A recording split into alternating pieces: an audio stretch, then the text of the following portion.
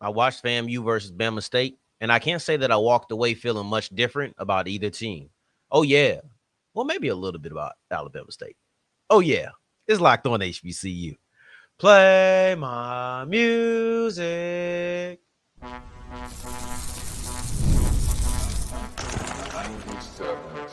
You are Locked On HBCU, your daily podcast covering HBCU sports. Part of the Locked On Podcast Network, your team every day. What's going on, family? Welcome back to another episode of the Locked On HBCU podcast, your number one daily one-stop shop for everything HBCU athletics, Monday through Friday, part of the Locked On Podcast Network, your team every day. And I, of course, am Darian Gray, a.k.a. the Mouth of the South, Texas Southern alum and former TSU Herald Sports editor and current contributing writer at USA Today's Saints Wire. Thank you for going on this journey with me. Make a Locked On HBCU your first listen of the day every day. And remember, just because the mic cuts off does not mean that the journey is over. It just means it's time to follow me on Twitter at South Exclusives. Starts with an S and ends with an S. Today's episode is brought to you by FanDuel. Go to FanDuel.com to get started and go ahead and put down a $5 bet and get $200 back in bonus bets. Go to FanDuel.com to make every moment more. This is all about Alabama State versus FAMU. And technically, the last segment will be about FAMU versus Jackson State because this game right here set up the game or set the stage for that game in a couple of weeks. So you got to look at it through that lens. And in segment two, Alabama State they getting funky with the quarterbacks again. And I do not like how they treated Sims. I was not a fan of that. But let's kick it off with a large scale look and how I viewed this game. I walked in feeling like FAMU was a certain style of team. I walked away feeling that same way. With Alabama State, I walked in feeling a way, as you heard during the opening. I like to keep it real authentic with you. If I can, I want to keep it completely as authentic as I possibly can, right?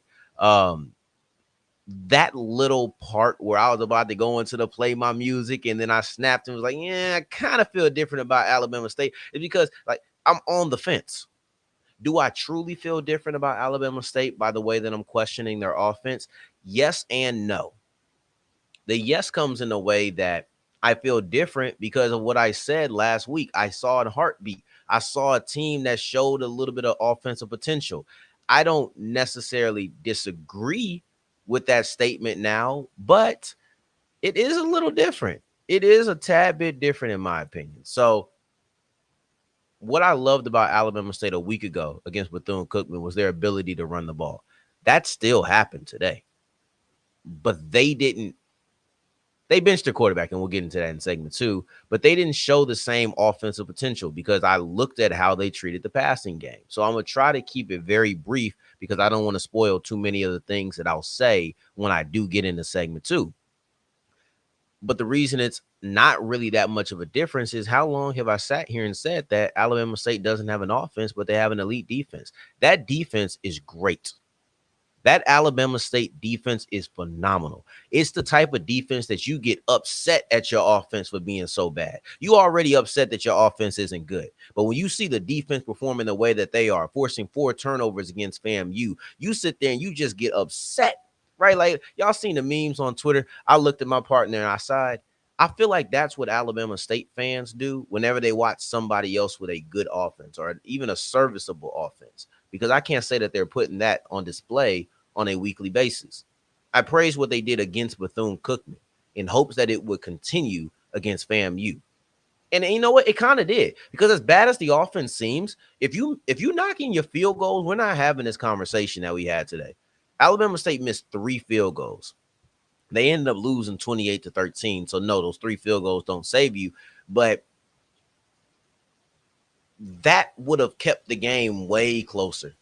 Matter of fact, they had a scoop and score that gave them that game sealing. Essentially, it was a game sealing touchdown. You were down 8 points, then you end up fumbling, and it was returned for a touchdown. So now you're down by 15 with 2 minutes left on the clock. You weren't coming back from that. Matter of fact, the way you were moving, getting a touchdown, driving the length of a field was hard enough. So That's the way that I looked at it. But I still feel like Alabama State has a great defense and they could beat any of you.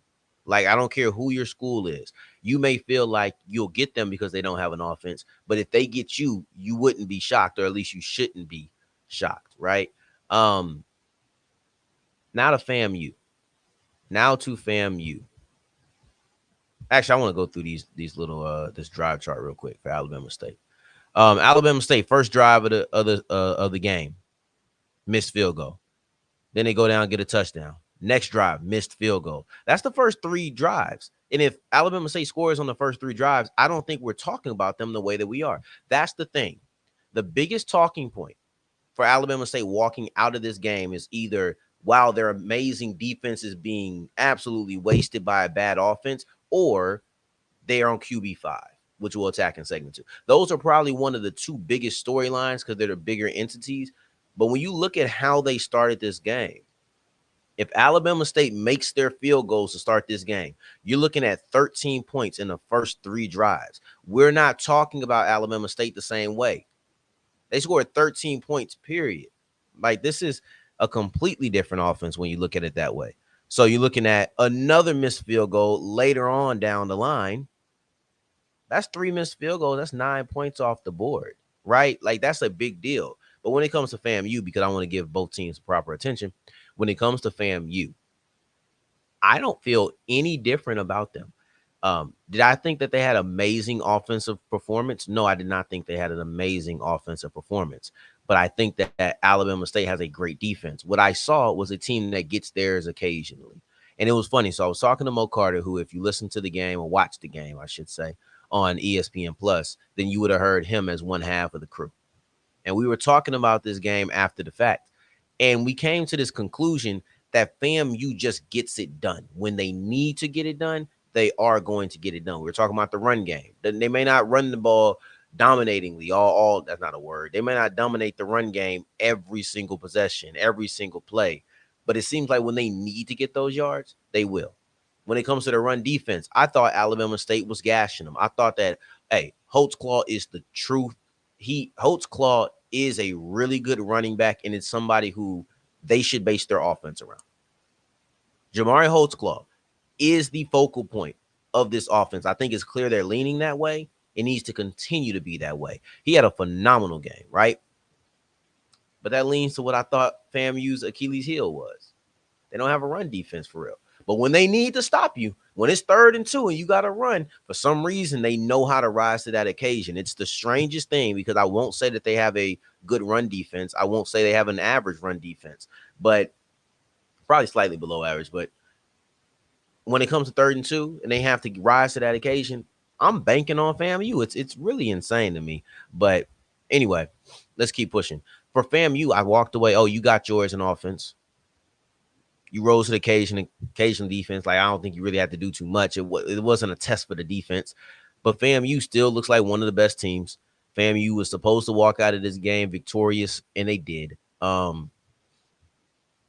don't think there was a lot of new information that I gathered throughout this. Alabama State's offense is bad. Alabama State's defense is amazing. FAMU has the same hole. They have the same Achilles heel that I've seen them have for a while now. That's not changing. But Daniel Richardson is the guy. He looks poised. I know that he made a couple of mistakes. He had 3 turnovers in this game that you definitely want to have back. So he wasn't great. But there's a poise about him. There's a certain calm, a certain leadership that you see when he's on the field, and you feel comfortable. Even though he messed up, he had his turnovers. You want to try to correct those. I didn't have a lot of faith shaken from how I was watching, from after watching him, I should say. Now let's push forward to the big thing. Let's push forward to Alabama State being on QB5, because I got a lot of words to say about how they treated their quarterback situation, and none of it's good. So let's explore that as we continue with Locked On HBCU.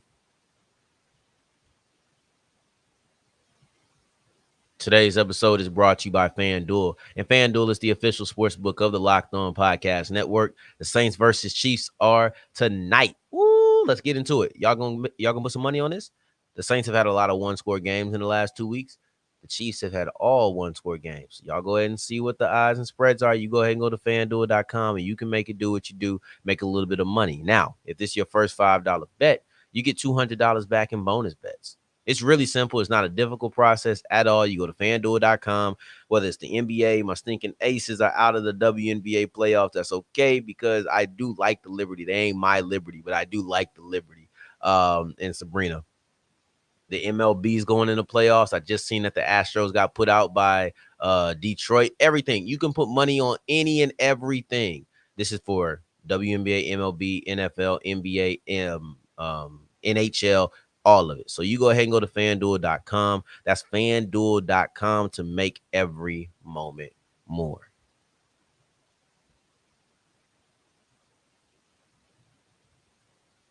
As we continue rolling on today's episode of Locked On HBCU, I appreciate you for making this your first listen of the day every day. For your second listen, make sure you're checking out our conference shows. Locked On Big 12, Locked On Big 10, Locked On SEC, Locked On ACC. Go ahead and check out all of them. Those are like our cousins. Those are like our sister and brother shows, right? Because we're a conference show technically, even though we're bigger than a conference. But that's technically where my division is.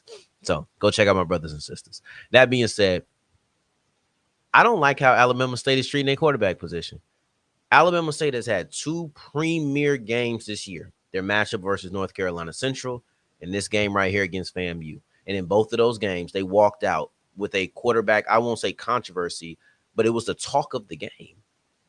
First, it was Andrew Body and Jonah O'Brien and how they handled that situation in week one, the injury to Body, all of that stuff that was against Central. We've moved on. We went through a couple of quarterbacks in that time frame, and now you're at Zach Sims.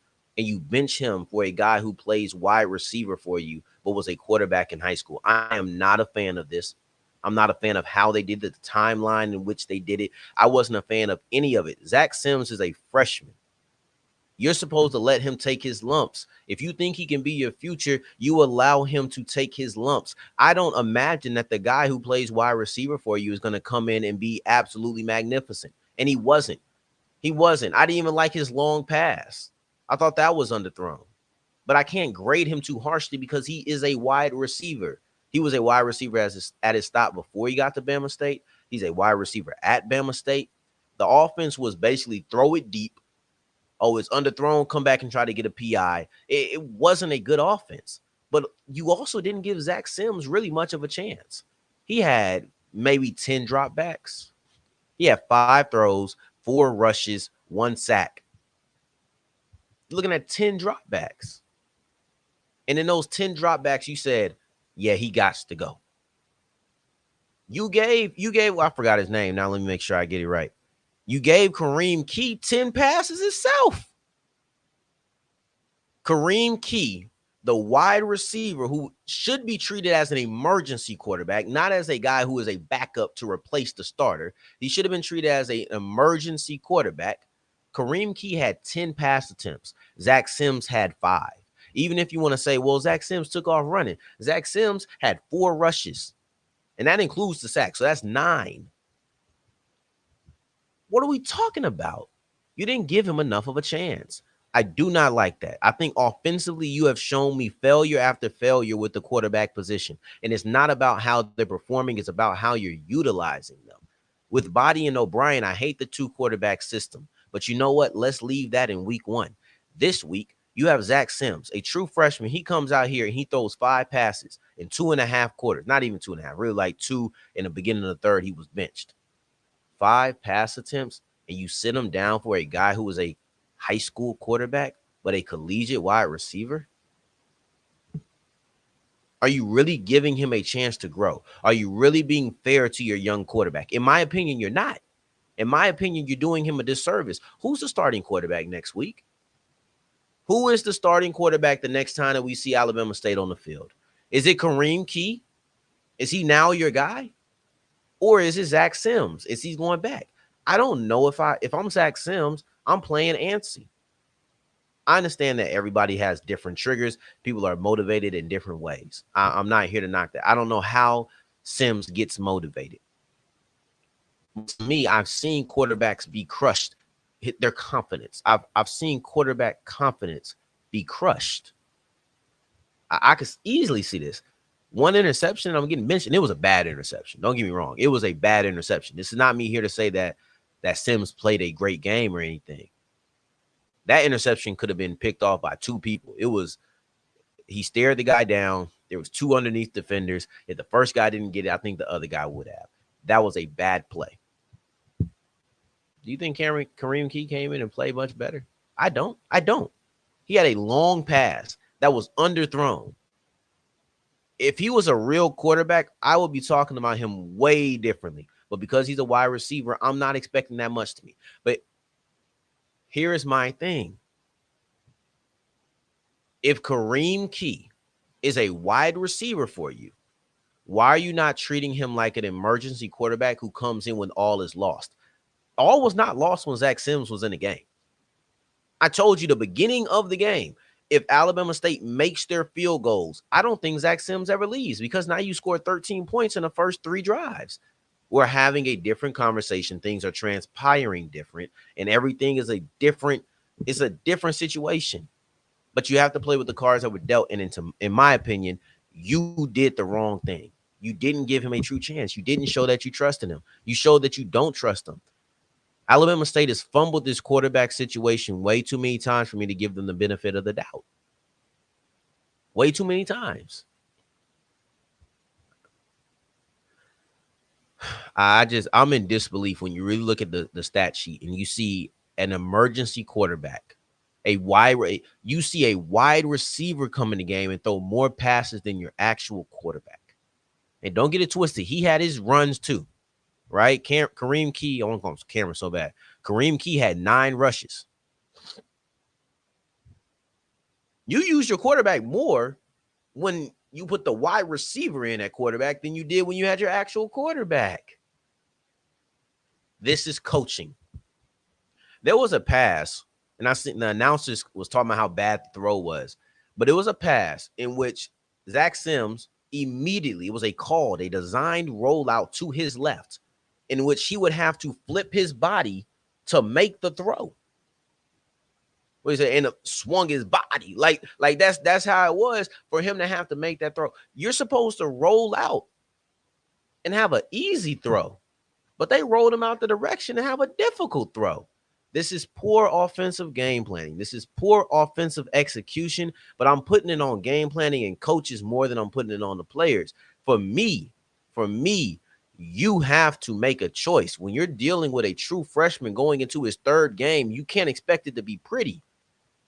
And I struggle to wrap my head around the belief that you thought that Kareem Key, the wide receiver, yes, I know I'm being repetitive and it's not an accident.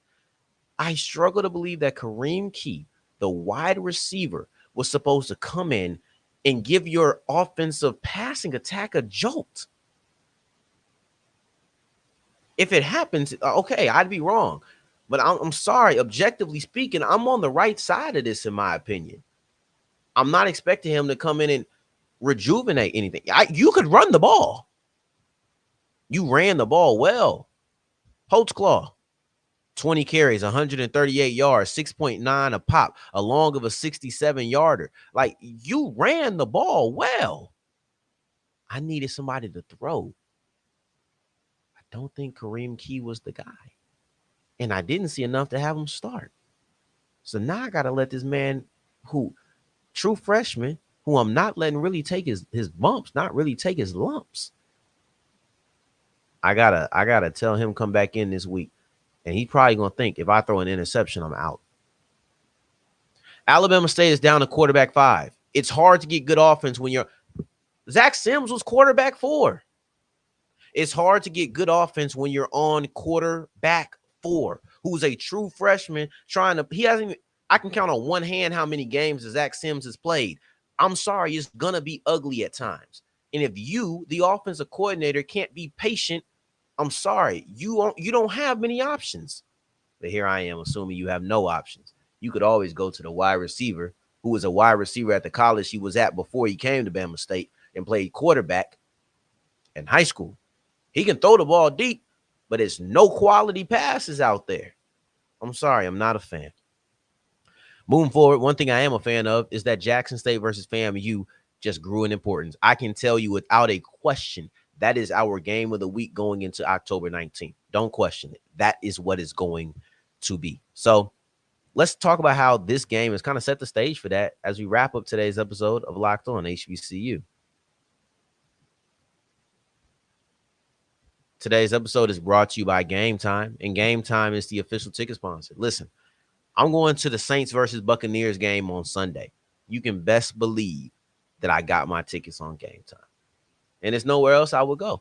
There's nowhere else I would go if I'm going to a football game. I wonder if the Pels play like some sort of preseason game. Might be able to go then too. Go look on Gametime for that. It's simple. You look in the area you're at for something that you're interested in. I love sports, so I'm always going to try to look for sporting events. That's my favorite time or my favorite way to be outside.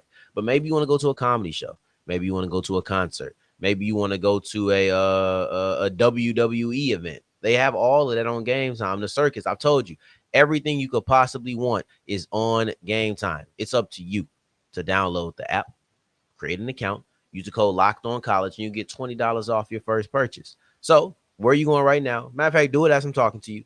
Download the Gametime app. Use your Face ID if you're on iOS, and then use the code Locked On College for $20 off your first purchase.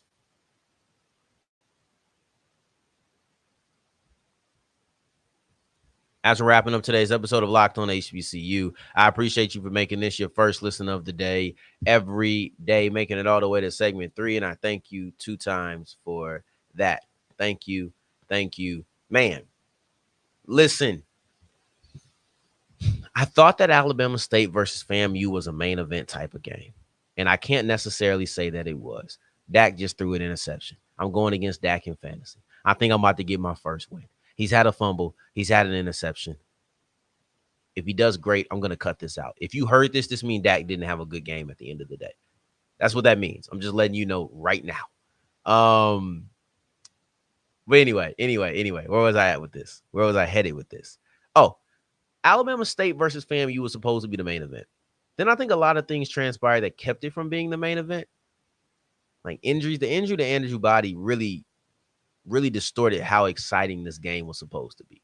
That's okay though. So you take that game and you use it as kind of a co-main event, because I still did think that Alabama State could win this game. I wouldn't have predicted them to win, but I did think that the route was there. I thought that the ability to dominate on the ground, which they did, I thought it lent itself to being victorious. But you didn't get enough out of your passing attack. Also, I want to say this about FAMU. I said like they didn't win the battle. I don't think FAMU's offense was better than Alabama State's defense, but they showed me enough, and they're not going to go against Alabama State defenses frequently. So that's enough for me.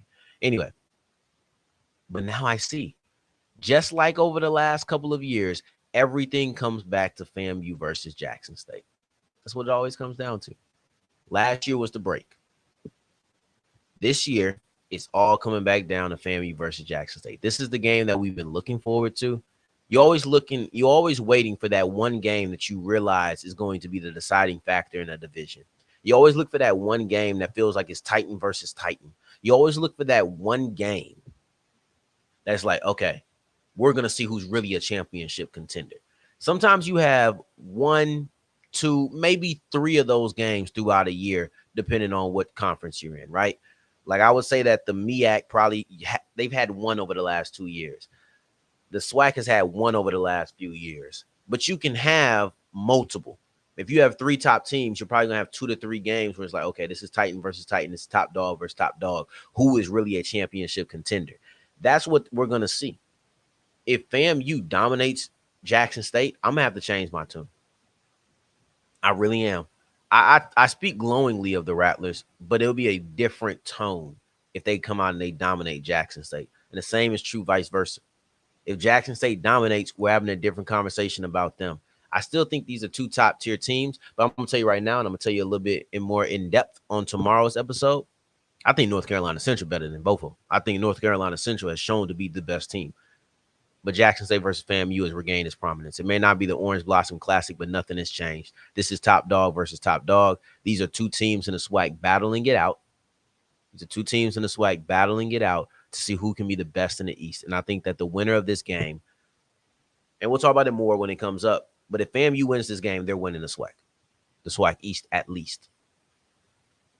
If FAMU beats Jackson State, and they've already beaten Alabama State, they are going to win this division at the least. If Jackson State wins, they still have to deal with Alabama State, and I'm not ready to give up on them. I still think that they have a great defense. They have a defense that could really lead to any upset.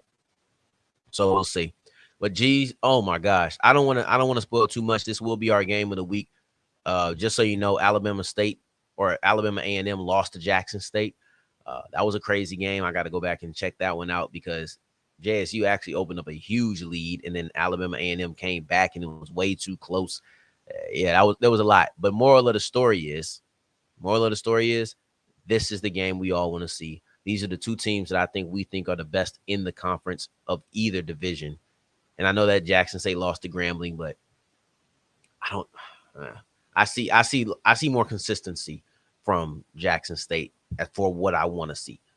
The defensive turnovers are great, and I think you can continue to force turnovers, but you can't continue to force 4, 5, 6 of them every game. That part isn't realistic. So, Jackson State, FAMU, October 19th. I cannot wait. I will be watching. In the meantime, in between time, until the next time that we hear each other, family, take care. Stay blessed. Peace.